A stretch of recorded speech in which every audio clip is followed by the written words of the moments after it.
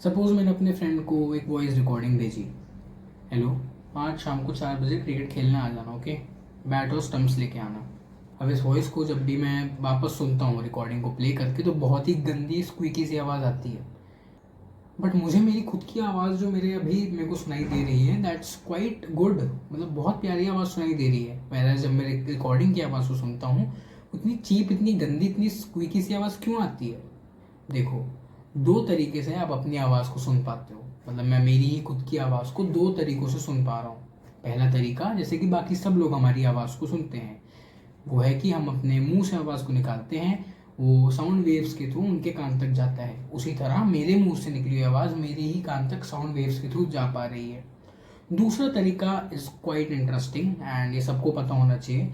दूसरा तरीका इज़ कि हमारी जो वोकल कॉर्ड होती है दैट वाइब्रेट्स, ठीक है, बहुत बेसिक फिजिक्स का फिनोमिना है ये, कि हमारी वोकल कॉर्ड, मतलब बायोलॉजी का भी है, वोकल कॉर्ड वाइब्रेट होती है। उस वाइब्रेशन की वजह से हमारे स्कल की बोन्स वाइब्रेट होती हैं। स्कल की बोन्स वाइब्रेट होने की वजह से वो वाइब्रेशन हमारे इनर ईयर तक पहुंचता है, तो वो दूसरा तरीका हो गया जिससे हम अपनी ही आवाज़ को सुनते हैं। अब डेलुलू कहाँ है? डेलुलू वहाँ है कि जो हमारा जो दूसरा तरीका है जिससे हम अपनी खुद की आवाज़ सुनते हैं, उसमें हमारी जो वॉइस होती है हल्की सी एडिट कर देती है। कौन? हमारी इनर बॉडी खुद। तो हमारी वॉइस थोड़ी एडिट हो जाती है, इस वजह से हमारी वॉइस डीप रिच साउंड करती है हमें खुद को।